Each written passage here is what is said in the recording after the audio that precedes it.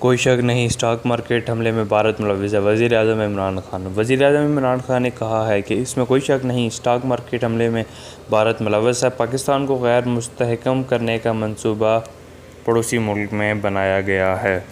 कौमी असम्बली के इजलास से खिताब में वज़ीर-ए-आज़म इमरान खान ने कहा है कि अमन दुश्मनों के मुकाबले के लिए हमारी पूरी तैयारी थी। शोहदा ने जानों के नजराने देकर दहशतगर्दी नाकाम बना दी है। वज़ीर-ए-आज़म इमरान खान ने दीगर सियासी जमातों को सख्त तनकीद का निशाना बनाते हुए कहा है कि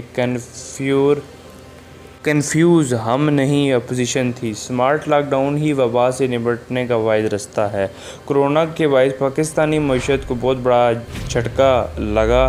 5,000 अरब की टैक्स वसूलियों का हदफ था जो हासिल नहीं हो सका। इनका कहना था कि पावर सेक्रेटरीट मुल्क पर अजाब है, इसे ठीक करने के लिए बड़ी तब्दीलियां ला रहे हैं। सियासी भर्तियों ने PTI को तबाह कर दिया। इस्लाहात के अलावा कोई रास्ता बाकी नहीं बचता। अपने खिताब में मुल्क की मुआशी सूरत-ए-हाल पर बात करते हुए इन्होंने कहा कि पाकिस्तान के तमाम इदारे खसारे में हैं। सियासी भर्तियां करके अदारों को नुकसान पहुँचाया गया। अब इन अदारों में बैठे अब माफिया को ठीक करने का वक्त आ गया है। इस्लाहात ना लाई गई तो हालात ठीक नहीं होंगे। एक और अहम इशू पर बात करते हुए इमरान खान ने कहा है कि आसिफ जरदारी और नवाज शरीफ की शुगर मिलें हैं।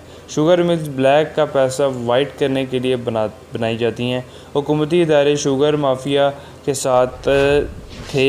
29 अरब की सब्सिडी लेकर शुगर कंपनियां 9 अरब का टैक्स देती हैं। गुज़िश्ता दिनों कौमी असम्बली के इजलास में ख्वाजा आसिफ की जानिब से की गई तनकीद का जवाब देते हुए वज़ीर-ए-आज़म ने कहा कि यहाँ मौजूद एक्टिंग अपोजिशन लीडर ने तंज़ किया, लेकिन मुझे इनकी बातों से कोई फ़र्क नहीं पड़ता क्योंकि मुझे इनका सब कुछ पता है। मैं इसलिए इनकी बातों का बुरा नहीं मानता क्योंकि ये लोग मेरे लिए अहमियत नहीं रखते। इनका कहना था कि मदीने की रियासत में सबसे बड़ी चीज़ इंसानियत थी, इसमें इंसाफ का निज़ाम था। मैंने हर जगह जाकर यही कहा, मेरा विजन पाकिस्तान को मदीने की रियासत बनाना है, लेकिन ये लोग सब बाहर जाकर लिबरल बन जाते हैं। हाँ, ये लिबरल हैं, लेकिन लिबरल करप्ट हैं। ख्वाजा आसिफ से इंटरव्यू में पूछा गया कि नून लीग और PTI में क्या फ़र्क है।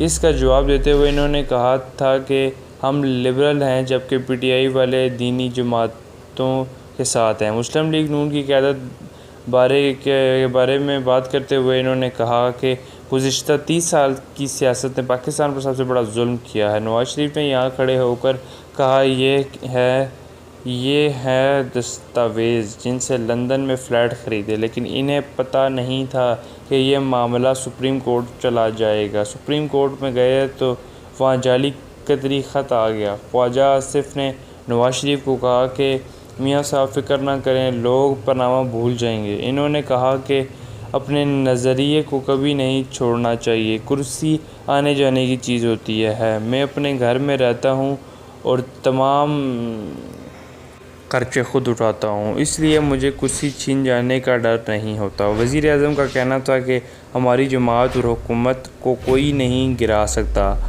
8-9 लोगों को NRO दे दूँ तो सब कुछ ठीक हो जाएगा। जनरल मुशर्रफ ने NRO देकर पाकिस्तान की तरक्की रोकी। मुश्किल वक्त से निकलने के बाद पाकिस्तान दुनिया की मिसाल बन जाएगा। ये कहना था वज़ीर-ए-आज़म पाकिस्तान जनाब इमरान खान का।